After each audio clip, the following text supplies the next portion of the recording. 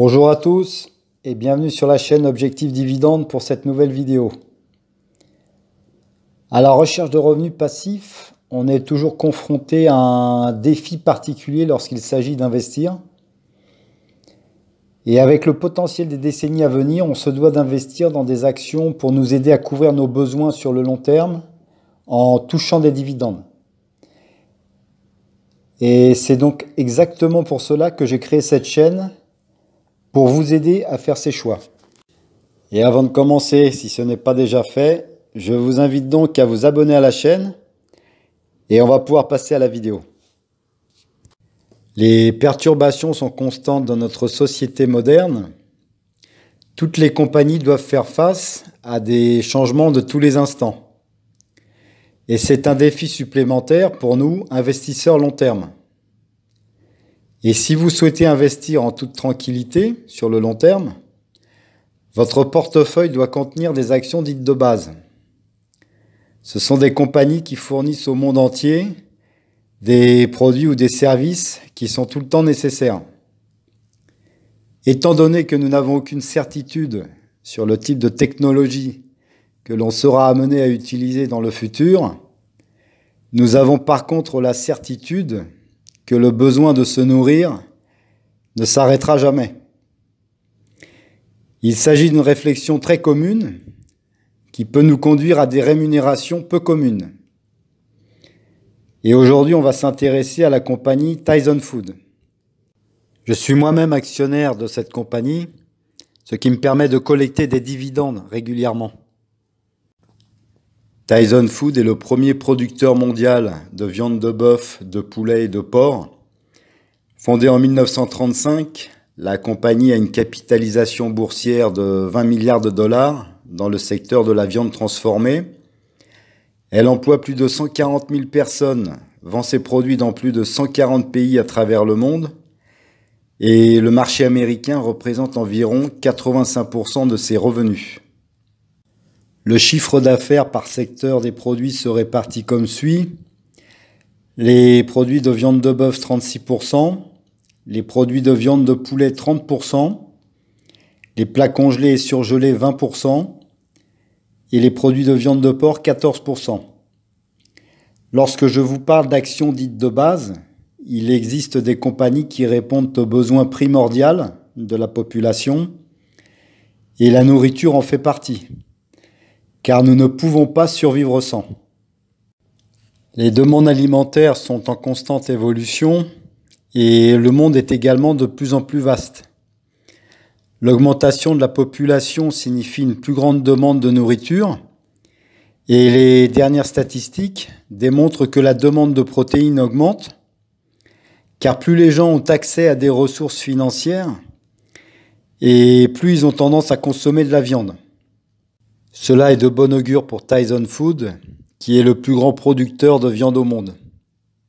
Et la raison pour laquelle j'apprécie la compagnie, c'est notamment pour sa taille, mais également la reconnaissance de la marque, une grande diversification de produits et surtout son réseau de distribution mondiale.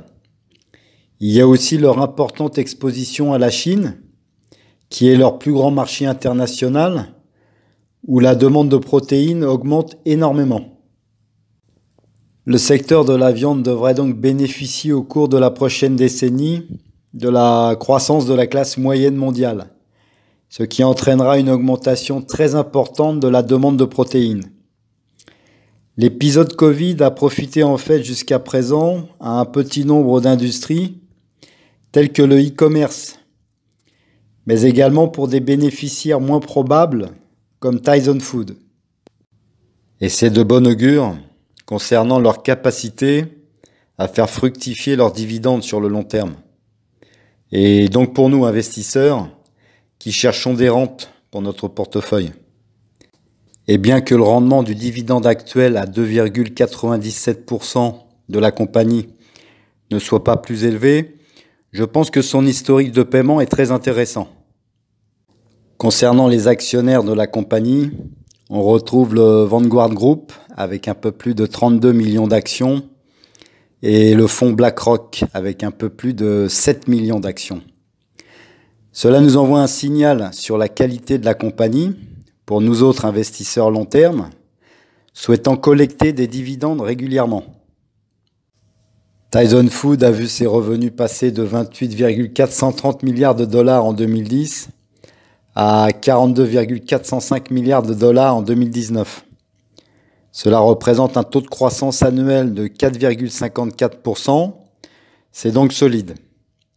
Et en tant qu'investisseur long terme, on doit être à la recherche de compagnies matures, comme celle-ci, avec une forte croissance du chiffre d'affaires. En ce qui concerne le bilan, la compagnie maintient une position très solide. Le ratio dette à long terme sur fonds propres est de 0,70, tandis que le ratio de couverture des intérêts est proche de 6. La rentabilité est donc présente et elle s'est encore améliorée récemment, car il s'agit d'une compagnie de qualité qui répond à un besoin fondamental de la population. On a actuellement un PER à 11,23 et une capitalisation boursière de 20 milliards de dollars. Le rendement actuel du dividende est de 2,97%. Et le taux de croissance du dividende sur 5 ans est de 36,59%. Avec un taux de distribution à 33,39%, le dividende est donc bien protégé.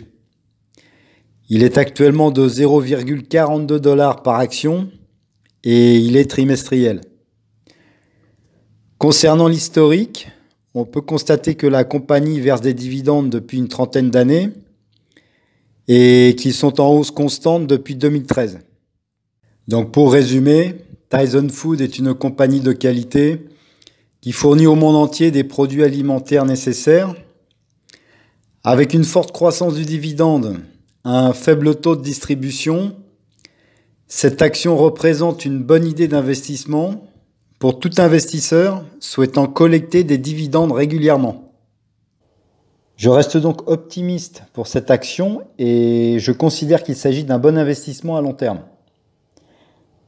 Cela me permet surtout de diversifier mon portefeuille à dividendes et de continuer à appliquer ma stratégie qui consiste à investir dans un maximum de secteurs afin de collecter des dividendes le plus souvent possible.